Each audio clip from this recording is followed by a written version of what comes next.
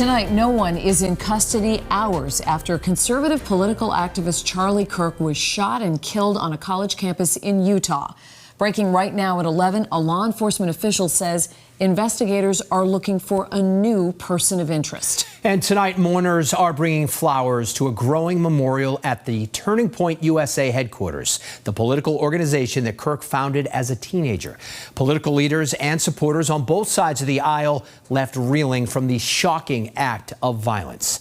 Thousands of people who were listening to Kirk speak had to run for cover after a single shot rang out. Thank you for joining us. I'm David Wade. And I'm Lisa Hughes. Moments ago, the president posted a video message remembering Kirk as a patriot and blaming this kind of violence on rhetoric from what he called the radical left. We have team coverage of the shooting that has shocked the political system and people nationwide.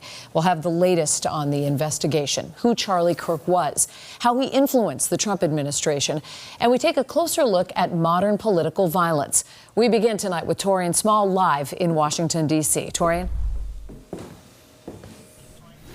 David and Lisa, witness tells CBS News that they believe that Kirk was shot in between this debate-style event known as Prove Me Wrong. They also said they noticed coming into the event that there was not a security screening set up.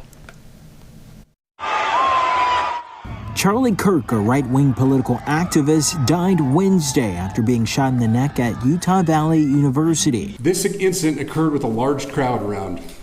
There was one shot fired and one victim. President Trump announced Kirk's death on social media and ordered flags to be lowered to half-staff throughout the nation. This is a dark moment for America.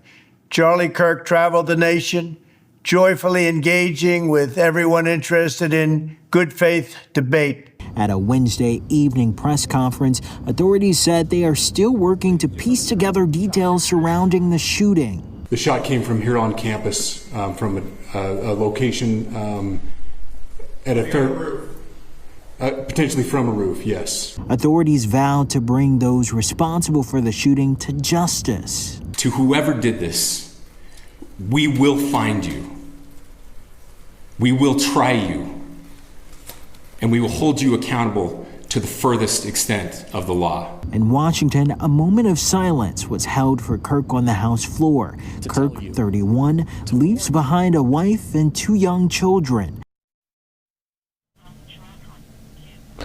And many reactions are coming in around this shooting. Also notable from former President Barack Obama. He said he's sending his thoughts and prayers with the family of Kirk, but also went on to say about the shooting, quote, "This kind of despicable violence has no place in our democracy." David and Lisa?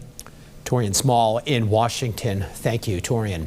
If you're not heavily invested in politics or social media, then Charlie Kirk may not have been a household name to you. But he was a force in Trump's inner circle and the new age of conservatism. He rose to fame as a college campus activist, started his organization Turning Point in the image of the Tea Party movement. He's known for publicly debating liberals, arguing that abortion is murder and that America is a Christian state. Donald Trump refuses to accept this fake, pathetic, mutilated version of the American dream. Kirk was a regular at Mar-a-Lago during the second Trump transition. He helped select Trump administration officials and pushed President Trump to select J.D. Vance as his running mate. While the motive of the shooting is unknown, as Timmy Mutasa shows us, leaders in both political parties are sounding the alarm on political violence.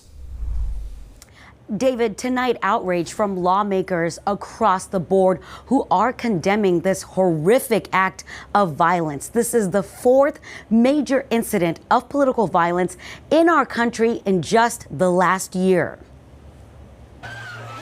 Extraordinary violence as preeminent conservative activist Charlie Kirk is gunned down while speaking at Utah Valley University. I'm completely mortified that something like this could happen. I truly am. Like, to my core, I'm angry and shocked. New England Young Conservatives Chair Jacqueline Corriveau met Kirk at the RNC in Milwaukee last year. It doesn't matter where on the political spectrum you fall. You have the right to express your views in a peaceful way, and that's all Charlie ever did. Kirk's shooting comes after a wave of high-profile political violence attacks in a charged political environment. Last year, President Donald Trump survived 2 separate assassination attempts within weeks of each other while running for re-election. This past June, Democratic State Rep Melissa Hortman and her husband were shot to death in their home in Minnesota, while another state senator and his wife were almost killed. It's across the board, and it's not just limited to Republicans or Democrats. It's just going to get worse and worse. People need to calm down here. Boston University political historian Tom Whalen says the U.S. has a long history of political violence. But more recently, in an increasingly polarized political environment, disagreements are being confronted with violence to alarming levels. Because people are caught in their little ideological silos and they refuse to talk to one another. And when they do interact, violence can occur. The tragedy striking a chord with young people across college campuses. My prayers go out to him and his family and everyone involved. I think no matter where you stand with politics, it's not okay. The message from lawmakers is that even in our political differences, we must remember our humanity. We just cannot be a country that turns to violence when we disagree with people. We just can't.